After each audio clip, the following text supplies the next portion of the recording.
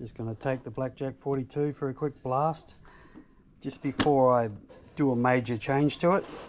So it's more about getting like a reference speed, I suppose, and seeing if the change I make to it, which is going to be fairly major, will make any difference. Also wouldn't mind gluing some trim tabs on there as well after I get a speed, and just see what, you know, what the speed loss is, see what the difference is. We'll see when we get out to the lake what I actually feel like doing.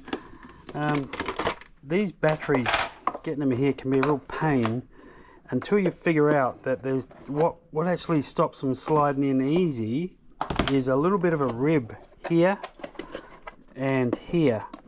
If you go ahead and grind just a little bit of that off on each side, it makes your life so much easier. So there's a little tip we found out yesterday. I see a lot of videos on this and people running 6Ss, but no one really tells you what prop they're using, or very rarely. Keep it kind of conservative, not go crazy with the pitch or the diameter. So I'm going just a touch bigger in diameter and a little bit down in pitch. This one out. Actually, on prop sizes, if this helps you at all, I can tell you what I know so far, what works on 6S. A fella told me in the comments of one of my other videos, he's running a 45-19, it's doing 65 mile an hour, which is about 105 k's an hour. We went out yesterday, tried a 41-4, a Pro Mod 41-4, which has less tongue. It's a 40mm 1.4 pitch. This one was, I think this is a 42-1, it is 42-14, and this one on there is a 41-16. Those three props were all within 3 kilometers of each other. They range from 99 to 102 kilometers an hour. The fella with the much bigger 45-19 was doing 105. So I imagine that's definitely a warmer setup than what we had here. So hopefully that helps you out. There just seems to be a bit of secrecy about props with this one. So I'll try and tell you everything I know anyway.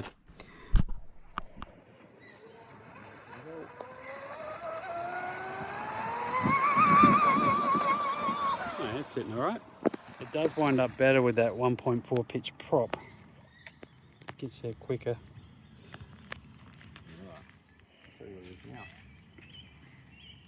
102. Back to 102. Back to 102. Yeah. Wow. Let's pull the strut up just a tiny bit. All right. This is with the strut up a little bit higher than 5mm. We bought a 5mm drill bit with us, and that's how we're gauging the 5mm. So now it won't fit in that hole. So, you know, we're going for 4mm.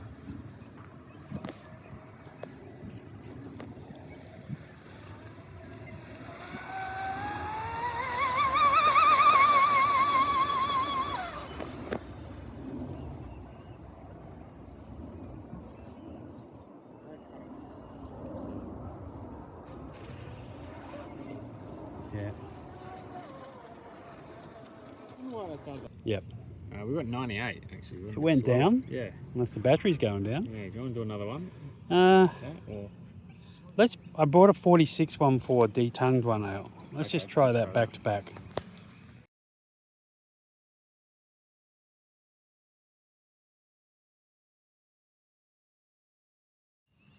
So we'll put some trim tabs on there. So we'll see how much speed that wipes off and how much more stable it gets.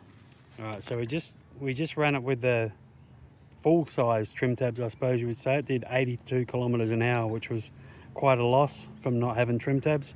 We'll just chuck her in now after I've taken 20mm off them with the angle grinder.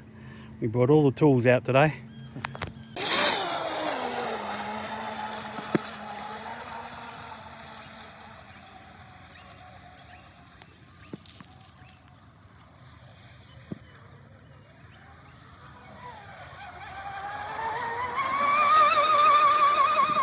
Jeez, not bad. Okay. Yep. What have you got there, Brock? 95. Okay, so that was interesting with the trim tabs. So we did 102 with the 44-14. Stuck these trim tabs on. It went down to like 82 or something. We lost 20 kilometers an hour. they're not angled down at all. They're actually dead flat, and they're about 1 millimeter higher than the bottom of the boat. So there was nothing negative there. But then I trimmed about 20 mil off while they were on the boat, and that got us up to what, 95. So in the end we lost 7 kilometers an hour, and it was much more stable. I can tell you it's much easier to drive with trim tabs. Around the corner it doesn't bounce as much. So it might be something I look into making. Obviously adjustable, so I guess if we could have adjusted them up, or other way, that's the top, could have adjusted them up, the speed would have been very, very close. And it might be handy to have trim tabs speed runs on dead smooth water, even if they were just wound all the way up, but you get to the lake and it's windy, and you know you either can't use the boat, or if you had trim tabs you can use the boat by just wiping a few kilometers off, just to have that sort of in your armory, you know. So that's an idea. This was actually a prequel for my next video, which is way more important than this. I needed those speeds and that from the prop, because the bottom of this boat is no longer going to look like that. Next video I'm going to shave that off, and it's just going to have the tube coming out the bottom of the boat like every other boat, and I'm going to see what that does. The bottom of this is the same height. It's even a bit lower actually. Even that sticks out a tiny bit lower than the bottom of these. So I didn't even realize that. So it's like a tri-hull, but even worse. So stick around for the next video. That's going to be an interesting one.